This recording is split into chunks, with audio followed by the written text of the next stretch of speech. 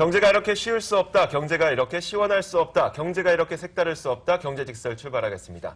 자, 오늘은 IT 전문 잡지 테크엠 강진규 기자 함께할 거고요. 김영롱 앵커도 자리했습니다. 어서 오세요. 안녕하세요. 네, 반갑습니다. 반갑습니다. 자, 저희가 오늘 공개할 주제부터 먼저 화면으로 확인을 해보고 그 다음에 이야기를 나눠보도록 하겠습니다. 오늘 주제 화면을 보시죠. 특이한 주제는 바로 이것입니다. 2017년 진화되고 있는 보안의 위협은? 이라고 주제를 잡아봤어요. 기술이 발달을 하게 되면서 그 기술을 악용하는 보안의 위협은 우리가 항상 느끼고 있는 건데 그렇죠. 그렇다면 지금 발달되고 있는 기술이 무엇이고 거기에서 파생될 수 있는 보안에 대한 위협이 어떤 것이 있는지 우리가 좀 살펴볼게요. 네. 그리고 강진규 기자께서는 나중에 또 어떤 식으로 대응을 할 수가 있는지도 좀 점검을 해주시고요. 자, 이야기를 시작하기에 앞서서 좀 궁금했던 게 개인적으로 생각하는 이렇게 기술이 발전하게 되면서 보안이 좀 이렇게 위협되지 않을까 생각하셨던 것들 있으세요, 혹시? 김영로 앵커. 저는 네. 뭐 기술 발달이라고 하기까지는 좀 거창한데 네. 제가 뭐 인터넷 사이트를 가든 어디 홈페이지를 갈 때마다 한 툴바를 사용해요. 네. 거기서 이제 아이디랑 비밀번호를 자동으로 넣어주거든요. 네. 그러면 저는 로그인만 누르면 되는 거예요. 네.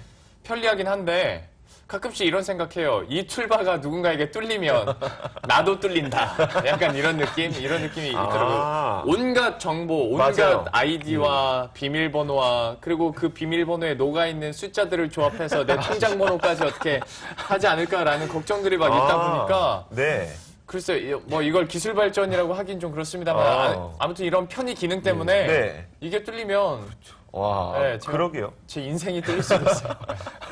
강 기자님은 혹시 생각나는 거 있으세요? 근데 저는 이제 실제로 좀 네. 들었던 얘기인데요. 네. 그러니까 이제 제가 오늘 보안 행사장에 가서 네. 실제로 그걸 구현하셨던 그 전문가 분한테 얘기를 들었는데 그 집에 보면 이렇게 요즘에 그 스마트 TV들이 다 있잖아요. 네. 네. 근데 이제 스마트 TV에 이제 쌍방향 통신을 하기 위해서 카메라를 이렇게 조그맣게 달아놓습니다. 그런데 그걸 우리가 평소에는 사용하지 않잖아요. 근데 네. 그거를 이제 해킹을 해가지고 네. 그 집안을 다 본다는 거죠. 맞아요. 이야, 어우. 우리 사무실에도 무섭네요. 노트북 캠이 있는 데다가 스티커 붙여놓은 사람들이 몇 명 있습니다. 저를 예. 포함해서. 아, 그래요? 그러니까 누가 저를 보려고 하진 않겠죠. 그렇게 주요 인사가 아니니까. 그런데 네. 하려고 하면 한다. 아. 이게 그리고 은근 쉽게 할 수 있대요. 아, 그래요? 그러니까 보통 사람들도 그 프로그램만 깔아서 예. 하면 할 수 있다고 그러더라고요. 오, 그렇구나. 저도 그런 프로그램들을 몇 가지를 이용도 해봤고, 활용을 해서 뭔가 도움을 받아보기도 했던 게 원격 지원 프로그램 있잖아요. 그렇죠. 네, 증권사에서 제가 직접 지난번에 그 거래가 좀 안 되는 그런 게 있어갖고 증권사에 연결해서 원격 지원을 받았었는데 물론 편하고 되게 좋긴 했었는데 이걸 누군가 악용한다면 그렇죠. 와, 컴퓨터로 제가 일하는 거 열심히 일하는 걸 또 보실 수도 있겠고 그렇죠. 전 항상 네. 열심히 일하니까 이상한 동영상 보는 것도 다 보시고. 그런 것도 볼 수 있겠고 그런 생각이 드네요. 저는 근데 그러면 이 기술들이 발달을 하게 되면서 어떤 식으로 보안이 위협될 것인가 조금 더 진보된 이야기를 지금부터 한번 해보도록 할게요. 네. 자, 일단 많이 나왔던 것들이 최초로 이 드론이라는 것이 산업으로 활성화되면서 네. 그때 유튜브 영상으로 드론에다가 사제 무기를 장착했던 것들이 많이 나왔었죠. 그랬죠. 기억나시죠? 네. 실제로 그 드론에 사제 무기를 장착을 해서 그것을 유튜브에 올리고 자신이 드론을 이용해서 총을 쏘고 이런 것들을 마치 자랑하는 것처럼 전 세계에 영상을 뿌렸었는데 논란은 많이 됐었는데 네. 실제로 이게 만약에 드론이 활성화가 되면서 많은 사람들이 뭔가 무기를 장착하게 되고 사제 무기를 장착하게 되고 이렇게 되면 굉장히 위험할 것 같다는 실생활 안전에 굉장히 위험할 것 같다는 생각이 드는 거예요. 네. 그 영상 가운데 하나인데요. 지금 집 안을 가정한 건데 저희 창문이 작게 있잖아요. 그 창문 안으로 들어갈 수가 있어요. 드론은 워낙 작으니까. 네. 집 안으로 들어가서 또 공격도 가능하다. 이런 걸 보니까 기술 발전이 굉장히 우리에게 위험해질 수가 있겠구나라는 생각이 또 들었고 자, 이거는 사실 좀 물리적인 부분이고 온라인 상에서 일어나는 보안의 위협을 지금부터 좀 얘기를 해보자면 보안과 기술은 항상 같이 가게 될 수밖에 없는 것 같아요. 그래서 이 보안을 위협하게 되는 우리의 미래 기술을 몇 가지 정리해 보자면 클라우드 서비스가 좀 위험할 수가 있을 것 같고, 그렇죠. 커넥티드 카가 위험할 수 있을 것 같고, 스마트 홈, 네. IoT 기술, 그리고 현재 우리가 다 사용하고 있는 기업들의 네트워크, 네. 이것도 다 위험할 것 같은 거예요. 그리고 기존의 보안을 위협했던 것들이 랜섬웨어나 디도스 이런 것들이 있는데 네. 이것과 보안을 위협하는 미래 기술이 합쳐지면서 리스크가 시너지를 이룰 것 같은 그러네요. 이런 생각이 드는 거예요. 네. 예전에는 우리가 뭐 PC를 해킹하기 위해서는 PC에 접근을 해야 됐었고 스마트폰을 해킹하기 위해서는 스마트폰에 접근해야 됐었지만 이제는 PC와 그 스마트폰이 클라우드 서비스로 연결이 되어 있다 보니까 클라우드 서비스에만 접근하면 PC와 뭐 스마트폰을 동시에 해킹할 수 있는 그런 세상이 찾아오게 된 거죠. 얘기해 주신 것처럼 지금 클라우드, 랜섬웨어 각자 이렇게 다르게 분류가 되어 있잖아요. 네. 그런데 요즘에 보면 이제 랜섬웨어가 클라우드를 대상으로 많이 위협을 많이 하고 있고요. 또 디도스 공격 같은 경우에는 스마트홈 한 군데만 뿌리면 그냥 쫙 다 네. 뿌려지니까 이게 창조 융합 안 좋은 쪽으로 창조 해킹. 막 그런 게 실제로 요즘에 많이 늘어나고 있다고 하더라고요. 그러니까요. 네. 그래서 제가 생각해봤던 몇 가지 예시들이 있는데 이런 게 발생할 수 있을 것 같아요. 말씀하셨던 것처럼 뭐 랜섬웨어가 사실 스마트 홈에도 적용이 그렇죠. 될 수가 있어요. 그렇죠. 뭐 랜섬웨어로 도어록을 잠가 놓는 거죠. 네. 문을 잠가 놓고 돈을 보내지 않으면 문 안 열어드립니다. 네. 라고 하면은 또 돈을 보내야 돼요. 옛날에 네. 우리 랜섬웨어 얘기하면서 예. 그거 말씀드렸었잖아요. 네네. 난방기기 갑자기 키워가지고 네. 이거 돈 입금하기 전까지 물론 그때는 이제 실험이었습니다만은 네네. 돈 입금하기 전까지 난방 계속 돼가지고 막 30도, 40도 올라가게 하면 네. 죽는 거죠 사람은. 그러니까 더워 죽는 거. 사람 죽는 게 웃을 일입니까 지금? 아니 그래도 좀 소소한 거잖아요. 그래도 사람 죽는 게 소소한 거라고요? 아니 사람이 진짜 죽진 않으니까. 그러겠죠. 네. 근데 예를 들어서 만약에 커넥티드 카에 네. 그 랜섬웨어가 또 침투를 한 거예요. 내가 회사를 가고 있는 자율주행 자동차를 타고 회사를 가고 있는데 그럼 큰일 갑자기 나죠. 큰일 나죠. 뭐 목적지를 변경을 해서 너가 지금 돈을 입금하지 않으면 너 지금 요단강 건너게 해버릴 거야? 막 이런 식으로 내버리면 네, 그건 또 굉장히 큰 문제가 돼버리지 않습니까? 거기에다가 또 한 가지 생각을 했던 게 디도스 공격을 이용해서 기업이 경쟁 입찰을 할 때 악용할 수 있지 않을까 이런 생각도 해봤어요. 그렇죠. 네, 만약에 예를 들어서 김영롱 기업과 이주호 기업이 경쟁 입찰을 하는데 제가 입찰가를 굉장히 낮게 쓰는 거예요. 그래놓고 경쟁 입찰을 넣어야 되는 그 시점에 김영롱 기업의 시스템을 마비시켜버리는 거죠. 단독 입찰이 돼버리는 이런 상황도 벌어질 수가 있는. 왜 웃으세요? 충분히 가능할 충분히 거예요. 가능하죠. 네, 충분히 가능하죠. 요즘에 뭐 시나리오 쓰세요? 아니 근데 진짜 네. 그게 말씀이 맞는 게요. 네. 그게 그러니까 그 비슷한 사례들이 있었습니다. 예를 네. 들면은 그러니까 이제 학원에서 이제 수강 신청 뭐 이렇게 하고 하는 기간이 있었는데 네. 그 딱 기간만 이렇게 할 수 있게 돼 있으니까 대단하다. 그래서 경쟁하는 사람들을 못하게 하려고 그런 네. 사이버 공격을 해서 자기네 쪽으로 다 이렇게 몰리게 한다는 뭐 그런 사례가 있었죠. 그 머리로 와, 빨리 수강 신청을 좀 그러니까요. 하세요. 아, 그러니까요. 대단하네요. 아니, 그 머리로 그냥 성적을 더 받으면 수강 그러니까, 신청해서 그럴 그렇게 때, 열심히 안 해도 돼요. 그렇죠. 대단하네요. 자, 그런 것도 있고.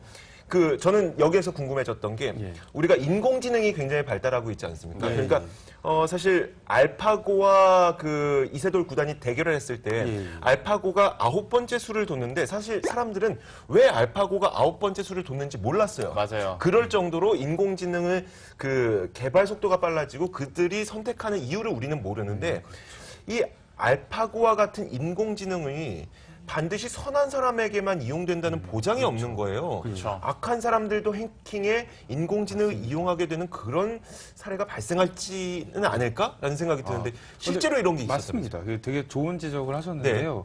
그러니까 올해 그 7월 8월 달에 네. 그 이제 그 미국에서 해킹 대회가 있었습니다. 근데 네. 이게 원래 처음에는 하나 예선이 되고 결선이 됐는데 예선은 이제 그 미국의 그 방위고등계획국이라고 하는 데가 있는데요. 거기는 진짜 그 핵심적인 그 미국의 그 보안 그러니까 그 첨단 기술을 개발해서 그 사람들이 한간에는 우스갯소리로 외계인을 붙잡아놓고 고문을 해서 기술을 빼내는 게 아니냐. 네. 근데 이제 그 그 정도로. 음모론에 나오는 게 다 거기 그 방위고등계획국이거든요. 아, 그만큼 그래요? 기술이 네, 높다는 얘기죠. 그렇죠. 네. 근데 거기서 그 미국 전역에 있는 그 전문가들을 모아가지고 슈퍼컴퓨터랑 인공지능으로 해서 그 7대 컴퓨터를 만들었습니다. 그리고 7대를 갖고서는 네. 이제 서로 경쟁을 해서 해킹을 하고 방어를 할 수 있게 그러니까 자기들끼리 한번 해봐라. 네, 네. 그래서 거기서 1등을 한 게 그 미국 카네기 멜론 대학의 메이햄이라는 그런 그 슈퍼컴퓨터가 1등을 했거든요. 네. 그래서 이제 그 메이햄을 다시 그러니까 인간들이 참석하는 그 데프콘이나 해킹 대회에 얘를 또 참가를 또 시켰습니다. 네. 그래서 한번 해봐라. 사람들하고 경쟁을 해봐라. 그런데 일단은 이게 첫 번째 시도였었는데요. 네. 근데 이제 일단은 이게 좀 안 좋은 성적을 가졌습니다. 15팀이 그 참가를 했는데 네. 이게 꼴등을 했습니다. 그걸 뭐 다행이라고 해킹 봐야 돼요. 뭐 그러니까요. 어떻게 봐야 돼요? 이거 참 아니 근데 애매하네. 저도 그렇게 처음에 생각을 했는데 네. 거기 이제 그 카네기 멜론 대학 쪽하고 교류를 했던 분들한테 말씀을 들으니까는 네. 이게 그 첫 경기라서 이게 데이터도 많이 없고 아. 네, 그리고서는 이제 좀 아직까지 그걸 어떻게 해야 되는지 그게 좀 부족해서 그런데 이게 아. 만약에 그 축적이 되고 하면은 네. 그러니까 그 알파고 얘기를 하셨는데 알파고가 이제 바둑에 대한 그 정보를 엄청나게 축적을 했잖아요. 네네. 근데 이게 이 인공지능 해킹 시스템이 그렇게 해킹 정보에 대한 걸 다 축적을 한다고 하면은 이거는 진짜 엄청 무서워질 수가 있다. 와. 저는 그러니까 네. 처음에 꼴찌 했다고 예, 예. 했을 때 약간 전 놀랐던 게 제가 알기로 그 대회가 예, 예. 한두 시간 하고 끝나는 게 아니거든요. 어. 1박 2일인가 2박 3일인가 네. 뭐 그렇게 네, 해요. 맞습니다. 네. 그러다 보니까 사람이 한 10명에서 15명 정도 돌아가면서 로테이션으로 24시간 계속 하거든요. 네. 근데 이제 컴퓨터가 하면 쉴 필요가 없잖아요. 그렇죠. 계속 똑같은 상태를 유지하다 네. 보니까 예. 조만간에는 이제 1등 하겠네요. 그러면. 그렇죠. 그러니까 데이터만 누적된다면 예, 그 쉽사리 인간의 해킹 능력을 뛰어넘을 수가 있다는. 근데 그래서 이제 나오는 얘기가 이제 미국에서 정부에서 그걸 만들고 있는데 네. 그럼 과연 러시아는 안 만들고 있을까? 중국은 안 만들고 있을까? 야. 그렇지. 그리고 또 이게 그 이런 범죄 집단에서도 이런 걸 또 만들 수가 있는 거고요. 그렇게 되면은 이제 서로 이제 그 인공지능을 통한 해킹 공격이나 이런 게 또 많아질 수가 있다는. 어떻게 보면 안보 전쟁인데 맞습니다. 거꾸로 말해 보면 해킹 전쟁이 될 수도 있는 거네요. 그렇죠. 똑같이. 네, 와, 맞아요. 이런 상황이 벌쳐지고 있다는 것을 우리는 지금 이야기를 듣고 있어요. 그런데 요즘에 우리가 기술을 개발하는 그런 방향성은 대부분 연결인 것 같아요. 네. 사물과 사람도 연결하고 사물끼리도 연결하고 사람과 사람도 연결하고 모든 키워드가 이 연결이라는 것으로 이 하나로 귀결되게 되는 것 같은데 여기에서 가장 취약한 것들이 조금 전에 이야기했던 그 랜섬웨어라든지 디도스 그렇죠. 이런 것들 아닌가요? 네, 맞습니다. 그러니까 뭐 이런 말 있잖아요. 뭐 불법은 성실하고 악마는 치밀하다고. 그러니까 이런 신기술들이 좋게 나오면 우리들은 뭐 좋네 라면서 이렇게 뭐 띄엄띄엄 볼 수 있겠지만 네. 이것을 악용하려는 사람들은 정말 성실하게 이 부분을 어떻게든 깨려고 하고 침입하려고 하고 네, 노력하고 뭐 그러는 거거든요. 네. 그러다 보니까 이제 랜섬웨어 같은 경우에도 디도스 같은 경우에도 쉽사리 뚫리는 건데 네. 비트코인 잠깐 얘기를 해주셨는데 비트코인 한창 나왔을 때도 네, 네. 비트코인을 이제 해킹을 해가지고 이득을 보려는 사람들도 굉장히 삽시간에 퍼지는 네. 모습이었고요.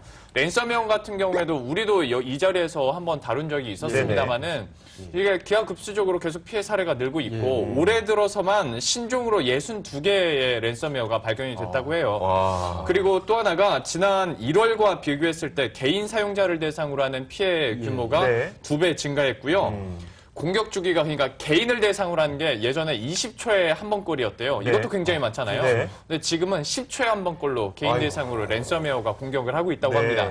그리고 이제 특히 주목할 만한 것은 하반기 들면서 기업을 대상으로 하는 게 굉장히 빠르게 네네. 커가고 있다는 건데요.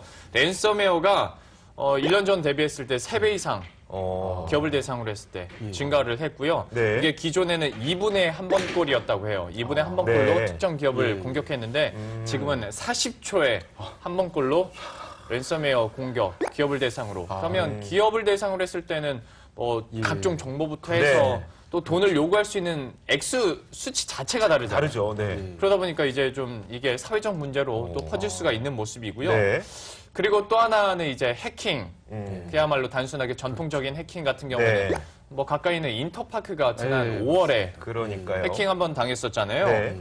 2,665만 건을 유출했다고 합니다. 네. 인터파크 내에서 가입한 우리 모두 유출이 됐다고 표현하는 게 맞겠죠. 네. 유출이 됐어요. 예, 됐어요. 네. 된 걸로 조사 결과 예, 예. 방통위와 미래창조과학부의 했다고 조사 말씀하셔서. 네. 결과. 네네. 죄송합니다. 네. 인터파크 좀 서운할 수 있겠네요. 네네. 근데 그래요. 우선 그래요. 이거 잠시 후에 얘기를 합시다. 네. 뭐 비밀번호, 이름, 성별, 생년월일, 전화번호, 휴대전화번호, 이메일, 주소, 뭐 비밀번호, 아이디 다. 네. 그러니까 다 털렸어요. 다 털린 건데 그래요. 당한 거면 불쌍하다 하겠는데 네. 인터파크의 초기 대응이 좀 안 좋았고 네. 그리고 좀 처음에 말을 바꿨어요.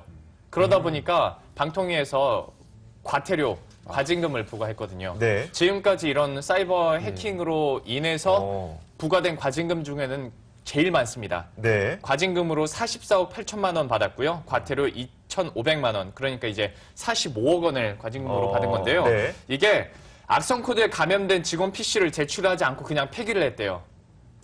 그래서 하나 문제점이 됐고 네. 그리고 방통위의 사전 협의 없이 전체 직원 PC를 초기화시켰대요. 초기화시킨 이유가 물론 뭐 핵 바이러스에 감염돼서 있으니까 그것을 없앤다는 취지도 있었겠지만 그랬을 수도 있고 증거가 없어지는 거. 그렇죠. 그러니까요. 그랬을 네. 수도 있으니까. 네. 그리고 또 하나가 개인정보 유출 인지 후 24시간 이내에 방통위에 신고하지 않았대요. 이 세 가지를 합쳐보면 네. 100% 그냥 불쌍하게 우리가 당했다고라고만 표현하기에는 인터파크의 책임도 분명히 있다. 네. 그리고 실제로 물론 이번에 인터파크가 걸리긴 했습니다만은 전반적으로 초기 대응이 그렇게 빠르거나 적극적이거나 그리고 이런 리스크를 사실 특히 상장사 같은 경우에는 알리고 싶지 않잖아요. 네. 어떻게든 우리끼리 한번 해보고 안 되면 이제 신고하는 경우 뭐 이렇게 네. 많다 보니까 그렇죠. 이번에 과징금을 좀 크게 맞았는데 약간 인식 자체도 때문에 기업들은 좀 바꿔야 되지 않을까. 개인 같은 경우에는 당하면 바로 신고하잖아요. 네. 근데 기업들은 좀 안 그러니까.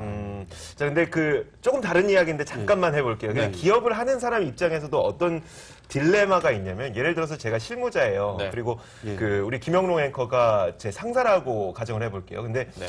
개인정보가 털렸어요. 그러면 이제 거기 당장 이제 뭐 재벌 총수예요. 네. 김영롱 앵커에게 가서 저희 지금 개인정보 털렸습니다. 이렇게 얘기하면 난리가 나는 거예요. 그거 하나 대신- 관리 못하나? 그렇죠. 이렇게 나오는데 대신 빨리 대응을 해. 어떻게든 뭔가 해. 네. 그리고 이번에 개인정보가 털렸는데 저희가 이렇게 조치했습니다. 음. 달라지는 거죠. 그러니까 기업 문화 자체도 이상무 잘했네. 기업 문화도 사실 바뀌어야 된다는 가치관도 맞습니다. 있는 거예요. 네, 맞습니다. 사실 보안 문제뿐만 아니라. 말하기가 좋은 좀 얘기를 그렇죠. 네. 기업 내에서는. 알겠습니다. 자, 그렇다면은 과연 이런 상황이 계속 펼쳐지고 있고 우리는 그렇죠. 정말 예상 가능할 만큼 위험적인 상황들이 나오고 있는데 네. 거기에 대해서 대응은 또 어떻게 해야 되는지 그런 부분이 궁금해지거든요. 예. 근데 되게 굉장히 좋은 말씀을 해주셨는데. 제가요? 네, 맞습니다. 언제 했죠? 예. 그 인터파크 사례에서 이제 네. 말씀을 해주셨는데요. 근데 이게 보면은 참 이게 초기 기초적인 것들이 좀 많이 안 돼서 말씀대로. 그러니까 이게 잠깐 상황극을 하셔가지고 네네. 말씀해 주시긴 했는데. 근데 이제 보안이라는 건 최대한 이게 빨리 대응을 해야지 되거든요. 그래야지 이제 추가 피해를 막을 수가 있고. 맞아요. 이제 예를 들면 정보가 유출됐을 때 그게 악용되는 거를 빨리 피해자들이 인지를 하고 그쵸. 비밀번호도 바꾸고 그 사람이 더 조심하고 할 수 있게 해야지 되는데 그런 인식 자체가 좀 아직까지 너무 많이 부족하다는 겁니다. 근데 그거를 되게 단편적으로 잘 보여주는 게 잠깐 이종현 앵커께서 말씀하셨는데 IoT 해킹 관련해서 스마트홈 아까 말씀을 네네. 해주셨잖아요. 네. 근데 그 해킹을 당하는 원인을 여쭤봤어요. 그런데 되게 단순하더라고요. 그러니까 지금 해킹을 하는 수준은 엄청난 기술로 거기에 침투하는 게 아니고 네. 이제 예를 들면은 뭐 스마트 냉장고를 샀다. 아니면은 뭐 스마트 온도 조절기 샀다. 근데 그러면 거기에 이제 초기 비밀번호가 있습니다. 네. 그러니까 휴대폰도 우리가 사면 초기 0000. 비밀번호가 있죠. 네. 0000. 네. 근데 그거를 사용자들이나 이쪽 관리하는 분들이 안 바꾼다는 거예요. 저희 집도 그래요. 안 바꿔요. 예. 세탁기랑 TV가 그런 식인데. 그래서 그 해커들이 네, 맞아. 가서 그 번호를 그렇게 눌러본다는 거예요, 다. 아. 그래서 그렇게 해가지고 그걸 자기가 이제 사용자처럼 네. 그래가지고 하는 그런 방식으로 지금 해킹이 엄청 많이 지금 일어나고 있다. 고도의 기술, 막 영화에서 보는 것처럼 숫자 조합해가지고 하는 그런 게 아니었군요. 매트릭스의 숫자 막 내려오고 이런 게 아니었어요. 000이군요. 아니 그래서 이 기초적으로 만약에 그 네. 사람들이 이게 되게 그 스마트 기기라는 그러네요. 게 PC나 스마트폰만큼 되게 중요하고 네. 이게 보안이 돼야 된다 생각을 한다면 이거 비밀번호부터 바꿔줘야죠. 네. 아. 오. 그러니까 뭐 개인들의 어떤 예, 그 예. 자신의 개인 정보를 보완하기 위한 그런 조치도 필요하겠지만 그러게요. 그래요. 0000은 좀 심했어요. 0000은 좀 심했고 그거 정도는 좀 바꿔주셔야 반성하게 되고. 되네요. 그래도 예. 내가 바꿔도 요즘에 다 털리고 있거든요. 그렇죠. 맞습니다. 근데 그 이상의 이야기를 좀 해주셔야 될 것 같아요. 그래서 이제 아까 그 공격도 이제 AI를 많이 이용을 한다고 했었는데요. 네. 그러니까 이제 방어에도 이제 AI나 빅데이터를 이용하는 네, 방식들이 네. 나오고 있습니다. 음. 그래서 아까 그 김용현께서 말씀해 주셨는데 그 이제 랜섬웨어가 이제 최근에만 한 60개 정도가 이제 네. 나타났다고 했었잖아요. 네, 네. 근데 이제 그 전에까지 했던 거를 치면은 뭐 수백 건, 수천 건이 될 그러겠죠. 거고. 근데 이제 보면은 그 아무리 그 전산 기기들이 빠르다고 해도 그 백신이라는 건 이제 비교 분석을 하는 건데 네. 그게 되게 오래 걸리잖아요. 네. 그 비교하는 거를. 그런데 이제 인공지능을 이용을 해가지고 그 자동으로 네가 이제 알아서 분석을 해라.